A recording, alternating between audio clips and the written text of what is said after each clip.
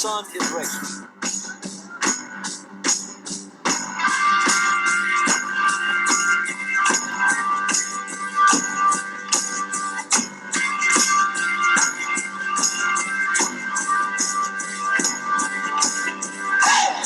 Welcome, race fans, to another episode of the Rubbin' is Racing Daily Fantasy NASCAR Show. We're coming to you with all the action from the New Hampshire Motor Speedway at Loudon, New Hampshire for the Magic Mile, a 301-lap affair. At Loudon, you're going to need to place a premium on the leader as drivers consistently reel off 100 plus laps led at this track. The ability to get through the lap traffic will be what the elite cars are facing this week. Other than that, it's just a bunch of good racing. You're going to want cars near the front, and there's a couple of guys that are way underqualified that we're going to take advantage of this week. With that said, I think it's time to get directly into the picks. We've got clear skies and good weather for this weekend. Adrian, who's your first guy to burn some rubber this week, buddy? Yeah, well, it's been all but clear skies for my burning rubber this pick. If you look back over the past month of June, I'm rolling with the number 48 of Jimmie Johnson. The timing is just right. The guy's starting on the pole this weekend. The pole sitter has been someone we've been after all year long. You know, they're going to get out in clean air. They're going to get fastest laps. They're going to get laps led. And, you know, with that first choice of pit box, they're probably going to win the race off pit road every time. And, you know, Jimmie Johnson having a guy like Chad Knaus on top of the pit box is only going to benefit him because Chad can start working on the strategy immediately and what he needs to do to get Jimmie to win the race, other than focusing on what he can do to get Jimmie through the track and you know, Meyer through track position. Jimmie Johnson has 3 Loudon wins, so obviously he knows how to get the job done here. You know, a flat 1 mile track, it takes a lot of saving equipment for a long period of time, and the long runs are where you're really going to make up time. And, you know, Jimmie Johnson is one of those guys who can really, you know, eat you up on the long run. You know, he's had a lot of bad luck, like I mentioned, in June. And, you know, that may concern a lot of people, and that might actually bring his ownership percentage down, although I think him getting the pole is going to rise that up a little bit. But he's just not been running well, and that's not the 48 team.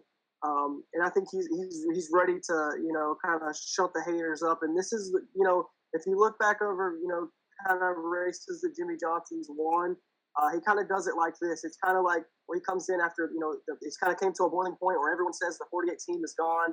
The 48 team, you know, they're not going to be contending for a championship. And then Jimmie just goes out there and hits an inside the park home run. And that's what I'm calling for him this weekend. I think Jimmie Johnson's going to go 1-1. I think he's going to have a lot of other cars to battle to make it happen. But even if he say doesn't win the race, just the initial jump out of the race, and I think this race can go green for a long time. I think that Jimmie Johnson can lead a lot of laps, and he's smart enough to keep his car out front in clean air. And if you're in clean air, you know, the second place guy will have a lot of trouble passing you unless he uses the bumper. But yeah, I'm not making a lineup without Jimmie Johnson this week. I don't know about you, Poppa, but it just seems like the perfect storm. If you're going to play Jimmie Johnson, he's only 9,700. He's been, you know, over 10K all year. There's so many guys priced above him. You know, it just seems like the time that Jimmie's going to break through. What do you think? Fair enough. I have a problem with Jimmie this week, and the problem is that I haven't seen practice 2 and 3. And the reason I say this is that car is set up intentionally pretty much all this season. They set up to just go after qualifying, and other cars were actually outrunning in race trim, then came in practice 1, then came in, switched to qualifying trim, and only went out once. Jimmie's like they're trying to build that car for speed and not for the long runs. When I get a chance tomorrow to see practice 2 and 3 and how they effectively look in the long runs, then I'll decide whether or not I'm more on the Jimmie Johnson play or not. I'm just worried that he might fall back and might not lead this race, that the JGR cars might be a little faster. We'll talk about that here in a little bit, but that's just a little bit why I'm off of Jimmie at this point. But like I said, I like the play. I like where your head's at. And if he can go 1-1 and lead a lot of laps, he's going to be the play that you have to be on this week. And I just let's see how he does in practice. Like, do you have anything to add to that? I mean, I just couldn't not mention the guy after the weekend he's gotten started off. And he's just the kind of driver who something small like this, you know, the momentum in his direction can kind of ignite the fire. I definitely see what you're saying about the Gibbs cars being fast this weekend. but let me tell you, I've been watching Jimmy Johnson race for a long time, and I really know where he excels. And this is one of those situations where I think he's it's right in his wheelhouse. He's batting. He's got an over 1,000 slugging percentage, like on base guys on base right here. Well, recently he's got way lower than that. He's been in a little bit of a slump here. But anyways, since we were talking about how good the JGR cars is, I think the transitions well to my first burn and rubber pick. I'm on Hamlin this week at 9,500. I think he's pretty much underpriced this week. Look, you guys know me and my JGR love. I'm on all of JGR this week. The Truex proxy play at 9,300. He doesn't have a win here, but he'll be a sneaky play that'll be under owned. Carl Edwards at 10-1 gets a place differential boost because he messed up in qualifying into turn 1 and 2. Had a fast car that would have been a top 5 car, according to him. I love that play this week. And Kenseth at 9,100 has a win and is starting 18th in the Dollar General car, so you can get a nice place differential there. You guys know how much I love JGR, and they're in play as ever this week. Let's go back to Hamlin and why Hamlin's my actual burning rubber play. At this track, Hamlin has the best average finish here. He has 2 wins, 8 top 5s, and 12 top 10s in 20 races. That means in over 50% of the time, you are getting a wonderful driver in the top 10. I love where he's qualified this week. I love how those JGR cars are running. Hamlin will be under owned in the group of studs that can win at this track. I think that's how you're going to get out in front, is to pick one of the lower owned guys and get the laps led. He also has a good history of leading laps here. I just love Hamlin as a play this week. Your thoughts, Adrian? Yeah, it's funny that you say that because if I were looking at the elite drivers, and then if I were looking at the Joe Gibbs Racing cars in specific, Denny Hamlin's actually the last guy I would pick. Nothing against Denny Hamlin, but other guys just seem to be in a better spot this week. Kyle's showing the speed. Obviously he qualified second. We'll get into that a little later. Carl Edwards has got the 13th position starting spot. Matt Kenseth is starting 18th. They all got that positive place differential. But the thing with Denny Hamlin is, to make up his cost, I think he's going to have to lead some laps and get some fastest laps. However, I do think he'll finish top 5. I think that there's drivers that can outpoint him, which makes him a scary play. But based on track history, Denny Hamlin is giving you what you need. The only thing that I would be worried about is just how much potential is on the board this weekend. I feel like I have a lot of trouble leaving some guys off if I put Hamlin on there, if that makes sense. No, I completely agree. And like I think we've talked about, it's going to be, these are a lot of guys that we've liked via qualifying and the way we ran in practice 1. But practice 2 and practice 3 are going to be pivotal at this track to see how well we're doing over 10, 15, 20, 30 lap averages if we can get those longer runs in. And I think we'll start to see that, especially in practice 3 with a lot of the cars. Once again, this is his track history is awesome, and he's the right guy. But I totally get where your arguments are. This is just instinctual. I think he's going to perform well in practice and be that play that you want to make. So I think that wraps him up. Who's your next burning rubber guy? I think it's the JGR guy I didn't talk about, right? Yeah, well, we're not venturing far off the JGR campus with my other burning rubber pick. It's funny. I don't usually do it 2 weeks in a row, guys, but I'm picking the exact same guy as my burning rubber pick 2 weeks in a row. Give me a little bit of Rowdy Busch to put it up there on that crispy edge again this weekend. Didn't exactly have the result he wanted last weekend, but that comes with fuel strategy. And had a number of things gone differently, Kyle could have easily won the race or had a good restart here, or been able to beat Brad there. But Kyle Busch is he's had a really bad stretch before last weekend, and I think last weekend the Adam Stevens and that crew can get that car running right, and he's going to be a top 5 contender every single week. And honestly, I think he's a top 2 contender because this weekend I see this race being between the 48 and the 18. I see it being one of those classic battles. They're starting 1-2. I don't see a way that those two aren't swapping the lead all race long. Practice is going to play a lot into it, but right now those seem to be the 2 fast qualified 1-2. Kyle Busch is the defending race winner here at Loudon, and he's running the Interstate Batteries car, guys.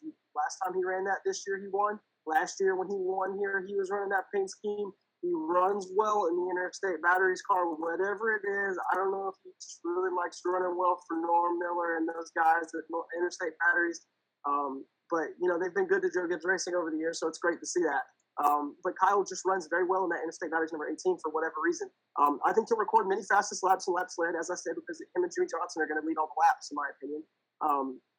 Kyle Busch has actually had a top 10 in 5 of the last 6 races at Loudon. And he's actually finished first or second in 4 of the last 6 races at Loudon, which is incredible and is actually a value, even though he's one of the most expensive guys on the board. If you can get that out of him, you're actually getting a value.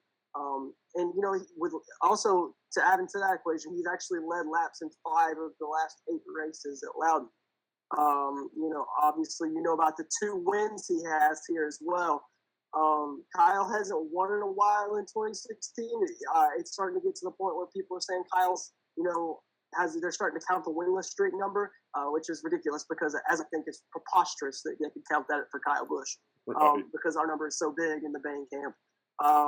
But Kyle Busch he's gonna probably break through one of these next summer, one of these races in the summer.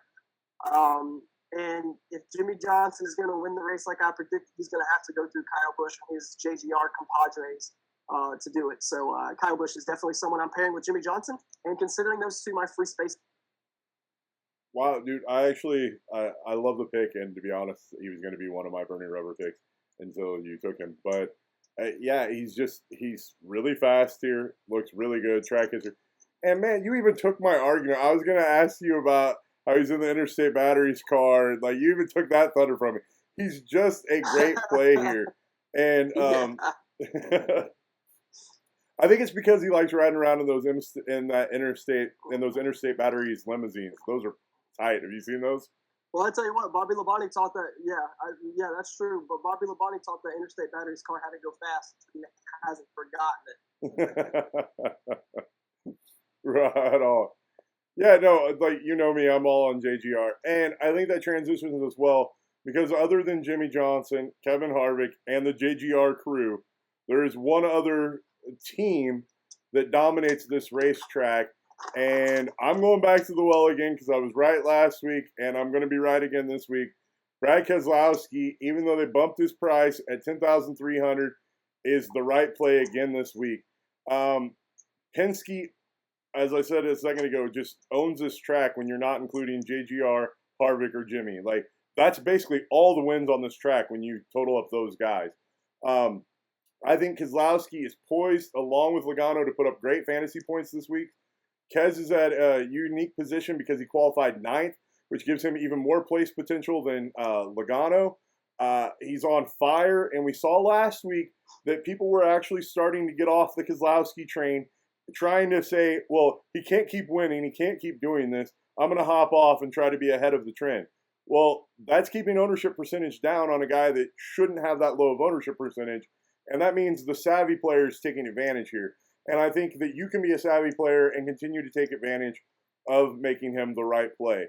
What else did I want? Oh, he also grades out as the best driver on this track on loop data and on his average finish data in the last 4 races here at Loudon. He's also led 320 laps in the last 4 races here at Loudon, giving credence to that stat where they lead about 100 laps in a pack, like in the race, unless somebody just goes from 1 to 1 and leads the entire race. I just love the Keselowski play. I have no problem if you want to play Logano too. Adrian, what are your thoughts about the Penske boys this week? Well, I'll tell you what, Keselowski's been earning his nickname Bad Brad these past few weeks. The guy's on fire, and no one seems to be able to put him out. I don't know. Paul Wolf has just got that team running right, and their morale is very high. And I just love the way that Penske team is performing at a time where it's really hard to perform. It's a midpoint in the season, and it kind of becomes monotonous at times. Especially when we get into the summer stretch. But it seems that Brad Keselowski and Paul Wolf have taken full advantage of other drivers maybe not paying attention. And they've reeled off 2 wins in one of the toughest parts of the season to do that, which is really going to help them in the chase. And like you said, he's the hottest driver in NASCAR right now. People are going to try to fade him so that they can, like you said, get ahead of the trend. But I'm not sure they necessarily need to do that. His price is a little high this weekend, which is going to definitely keep his ownership down yet again.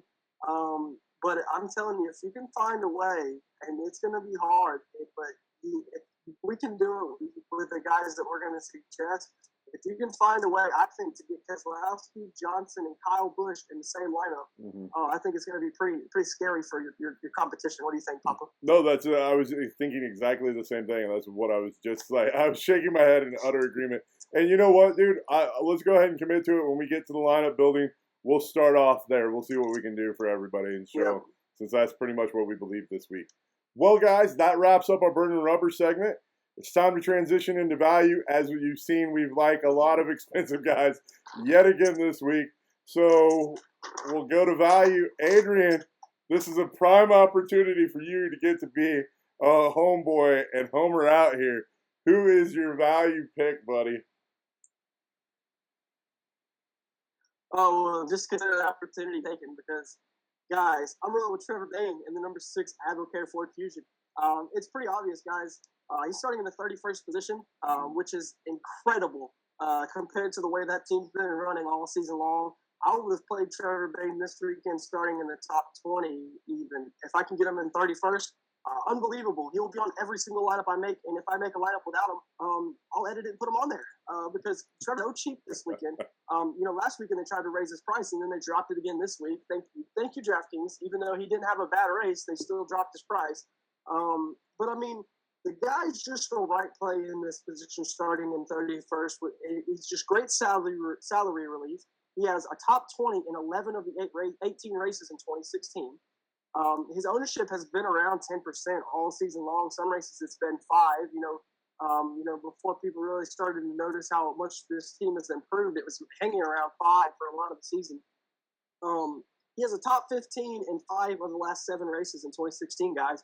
That is 15, almost 16, 17 points if he finishes top 15 of place differential, which is incredible because he's obviously a top 15 team.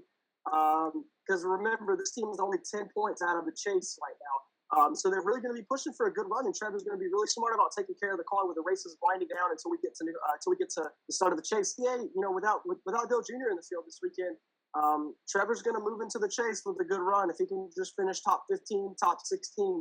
And I think he's definitely going to focus on that, and he's going to get the job done. I don't think it'll be very hard for that team to pull off that kind of run.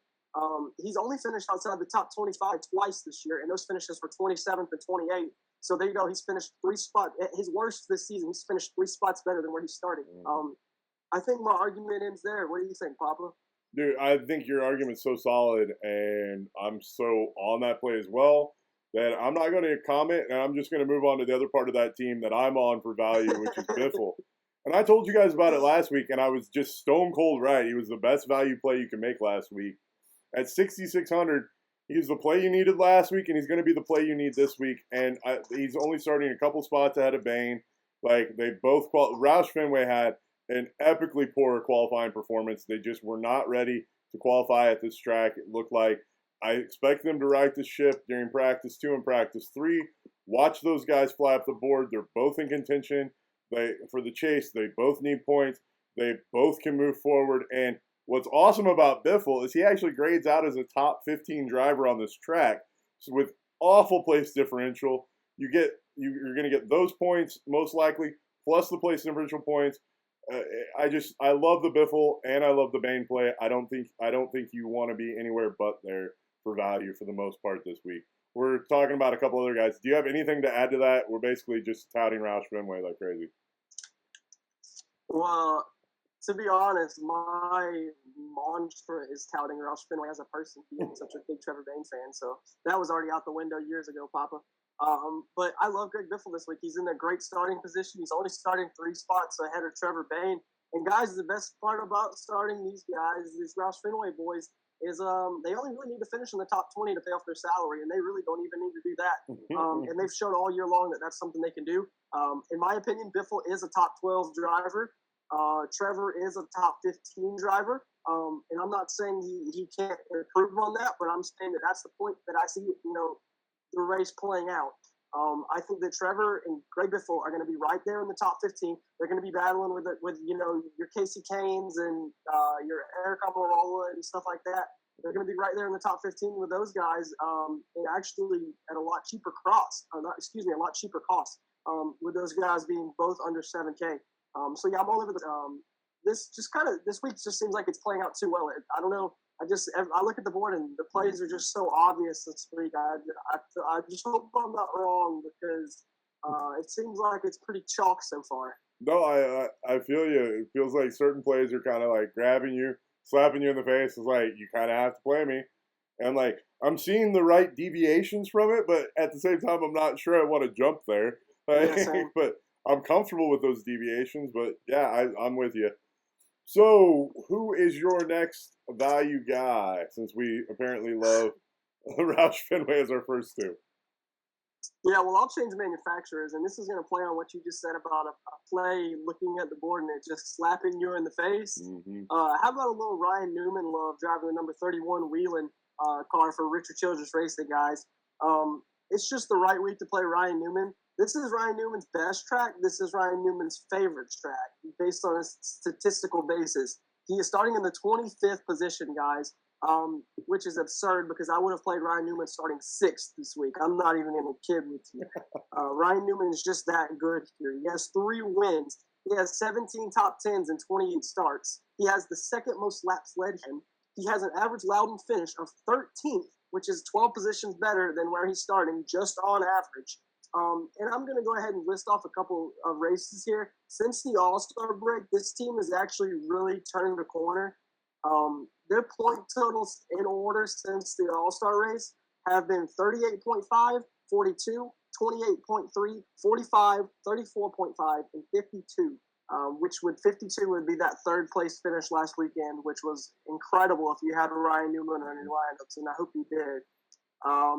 Loudon, like I said, is his favorite track, and it's really going to be necessary for him to have a good run here to help his chase efforts. And, watching his post-race interview and watching his media press conference after the race last week, he really likes the place that Luke Lambert has this team. And he says the cars are actually coming to the racetrack with a lot more speed, and he's a lot more happy with them. And Ryan Newman is better than most drivers at Loudon, and he's priced under a lot of them. I think Newman should have been over 8K this week, as good as he is here. If they're going to price AJ Allmendinger above 10K at the road courses, they should price Newman above 8K or 8.5K.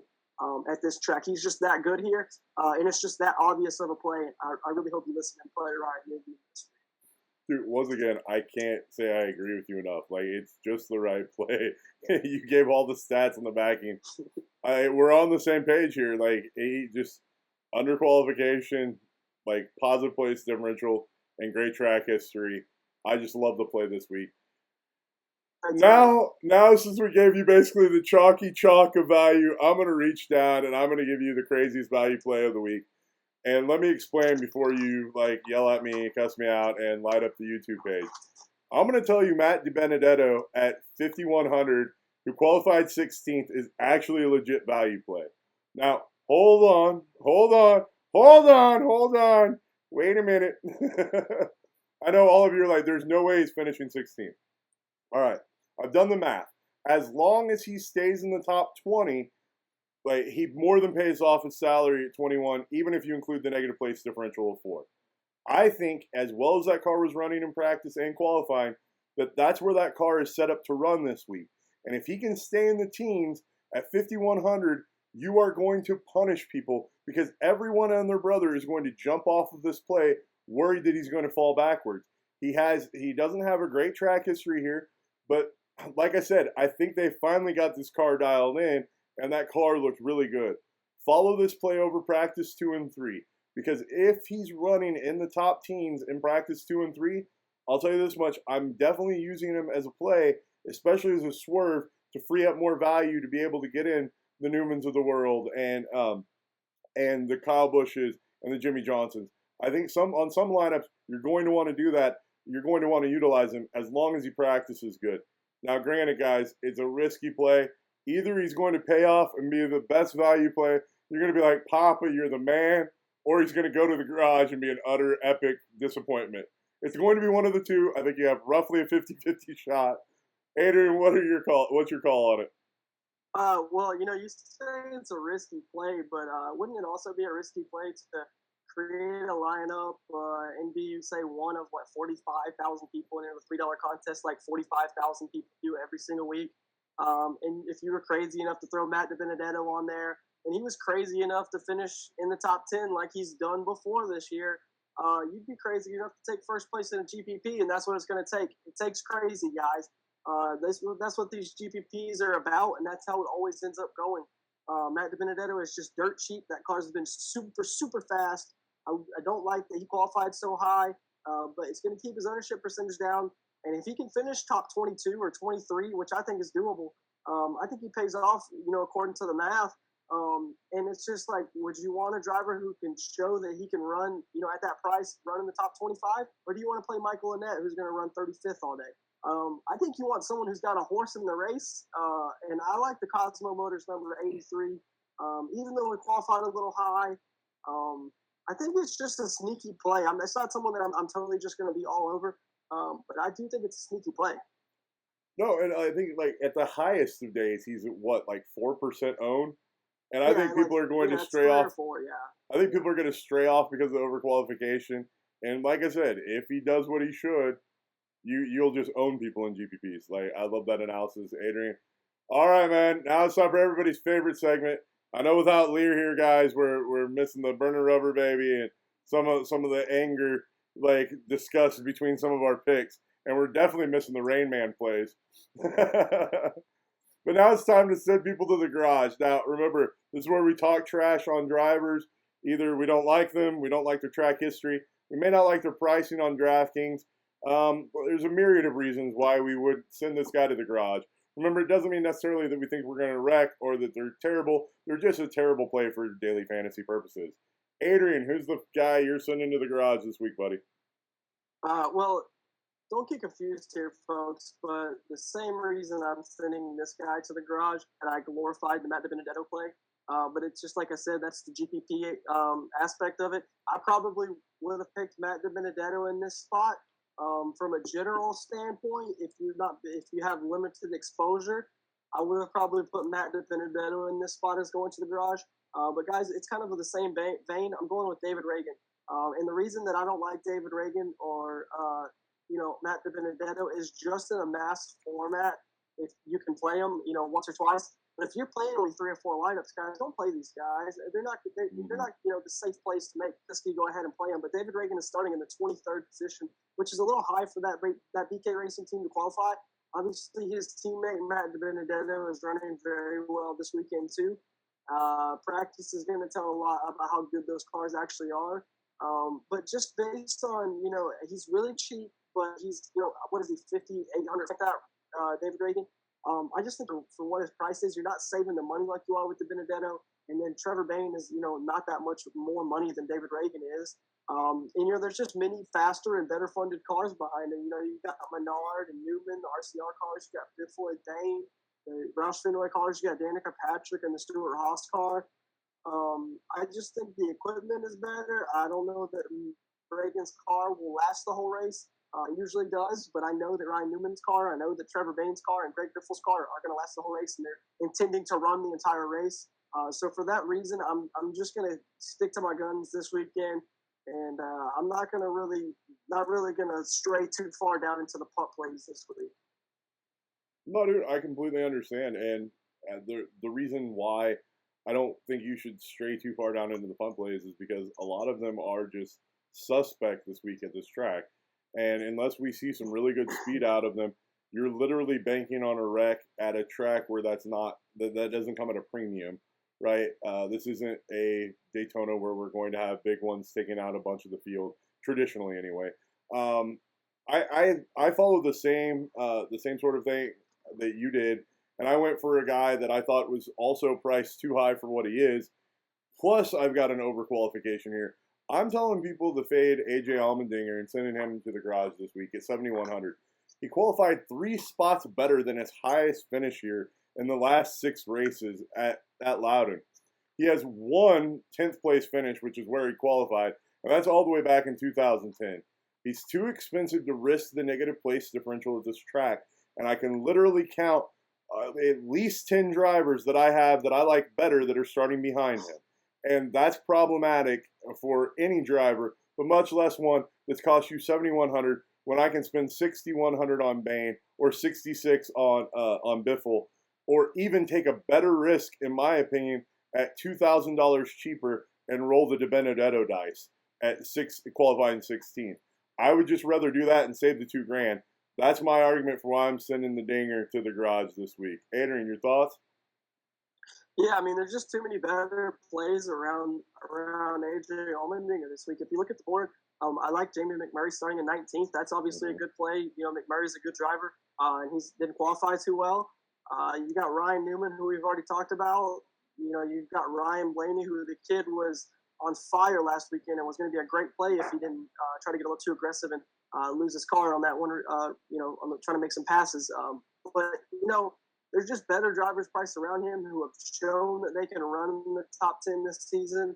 Adrian Allmendinger hasn't shown me that. The only reason he run top 10 this year has been because, you know, fuel mileage or crashes or something like that.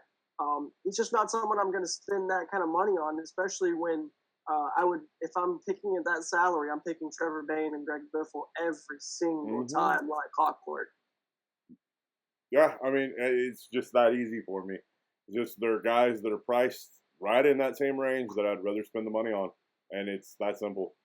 All right, kids. Do you feel like we're suggesting the same lineup to people? Dude, I feel like the guys are suggesting is like just everyone's going to have the same lineup if they watch our show. I really do, like dude, and I'm worried right if they do, but and I'm worried without Liehr, like we don't have that Rain Man like random predictor factor to get more diverse opinions.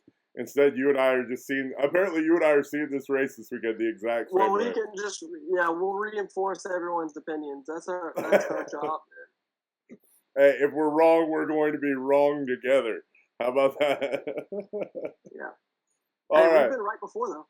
Now is the time of our show where we actually put a lineup into play that you can watch and compete against in the lug nut. I believe it is a 30K lug nut this week. Yes, it is. All right, Adrian, what are we going to do for this? I think we already decided that we are going to start. Kyle, Jimmy.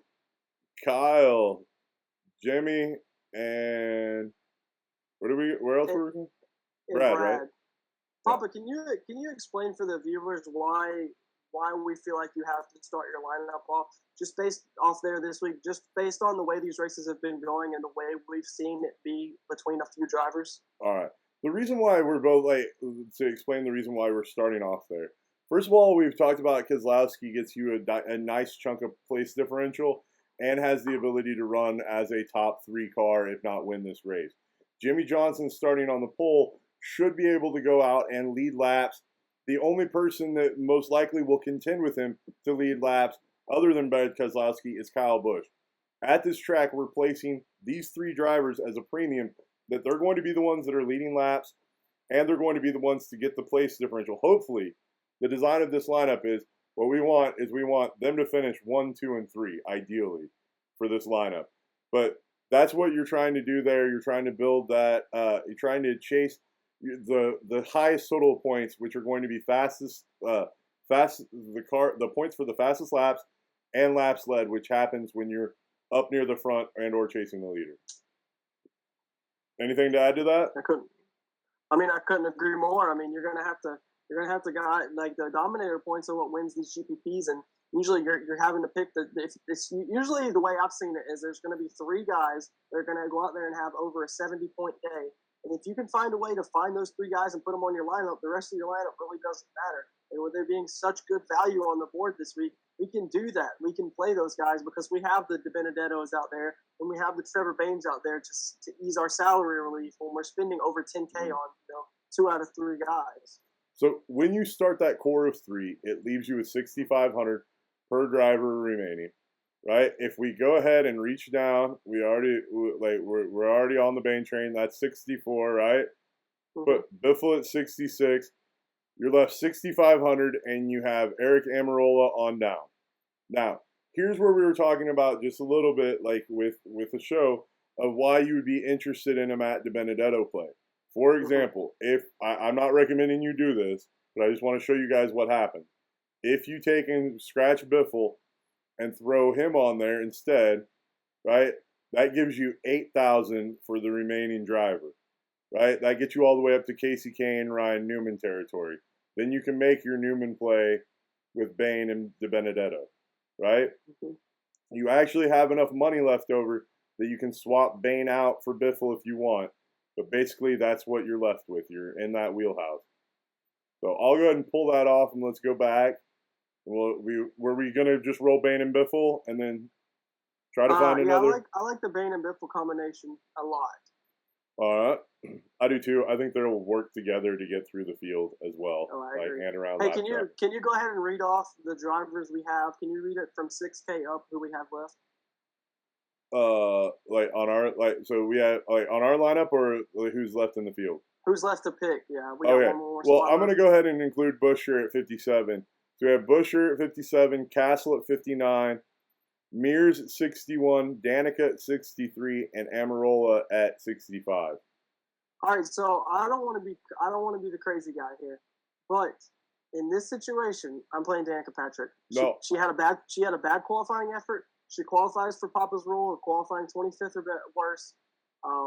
It just seems like the kind of race where Danica could have a sneaky top 20, and that's what's going to take to pay off that salary, which Danica's actually, I think, underpriced for her qualifying position, because I think that the thing with the Danica part being on the lineup is, okay, so I think I want to say Danica starting in 29th. That would make Greg Biffle starting 28th, Danica starting 29th, and Trevor starting 31st.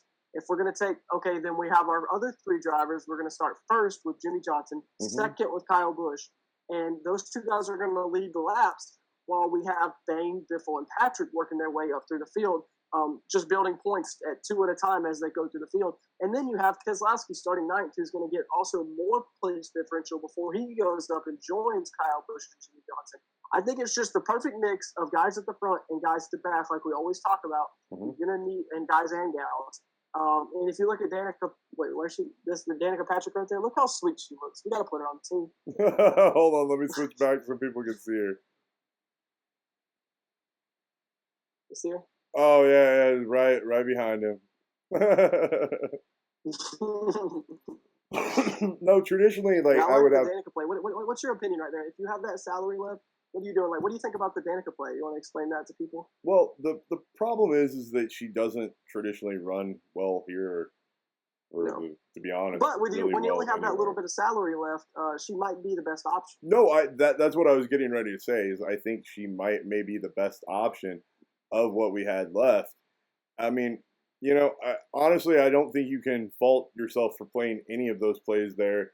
Danica, Castle, Buscher, even Mears, you're guessing on all of them. I think the best guess is Danica, in all honesty, and that leaves you salary on the board. And we've talked about how important it is to help get unique lineups to leave salary on the board. So you will be able to compete against that in the 30K, that lineup in the 30K lug nut. Just to refresh real quick, that's Kyle Busch, Jimmy Johnson, Brad Keselowski, Trevor Bane, Greg Biffle, and Danica Patrick. Yeah, I'm gonna have that lineup in there myself. That's definitely one that I'll have some exposure to. You can see me in some contests with that lineup. Right. Guys, we remind you, if you like that lineup, make a variation of it. Let's not all be competing with the same one. The purpose is to show you guys the right process into putting a lineup together, not to give you one for free. So that's the problem when we give away such good lineups. That's always the problem. I think this is Poppa. I want to say I think this is probably the best lineup we've ever made on the show. I don't know. We made a couple that I really love. I don't know. As far as confidence heading into the race, I think this might be it. Oh man, hopefully. I wish we could have Newman on there, but the problem is if you're going to pay up for Keselowski, Kyle, and Jimmy, you don't get to pick Newman. Well, like I said, you could. We just have to punt. Well, you could play Newman and say someone like Michael Annette or DiBenedetto for sure. Yeah, you play Newman and DiBenedetto on down, and then you have your choice of Biffle or Bane. That's what the reality is. Well, guys, with that said, I think that wraps up another week of the Rubbin' His Racing Daily Fantasy NASCAR Show. Guess what? We will have Liehr back next week. He's on vacation in Colorado with his woman this weekend. So we will say bye and enjoy your vacation, Liehr. We know you're going to watch and still play some lineups even in Colorado. Adrian, say your goodbyes, bud. Yeah, Liehr, have fun in Colorado. Hope the show wasn't too rocky without you. So yeah, thanks for watching, everybody. We really appreciate your loyal viewership. We love answering your questions, so feel free to reach out to us on Twitter and any YouTube comments or anything like that. We'd really love to get in touch with you and find out who you're playing this weekend, and we'd love to tell you who we're playing, especially after these next couple practices happen on Saturday. Mm-hmm. I also want to give a shout out. Today's Papa's birthday, Friday, so happy birthday thanks, to Papa. I know he'll be celebrating probably at work tonight. But yet again, thanks again for watching, everyone. Good luck. Go out there, win some money, and have fun watching Trevor Bayne work his way into the chase. Yeah, guys. Thanks again for tuning in. We love having you watch our show, and you guys are the reason why we do this. Remember, the second we hit the 1,000 viewers, we're going to give away that autographed Biffle car. It's super sweet, so help us do that by liking, sharing, favoriting, subscribing, and telling your friends. And remember, guys, one of the things that we love to do is we love to comment on YouTube, and we will update throughout practices, and we're very engaging. We're one of the only shows that engages with our audience on the level that we do. So, guys, remember, like, as much feedback as you give us, as much as we can put out and give you in return. So let's get some good racing done. Let's win some money this week. And hopefully I'm winning all the money, but hopefully you're along for the ride and winning some money too. Have a good one, guys. Peace out. Thanks, guys.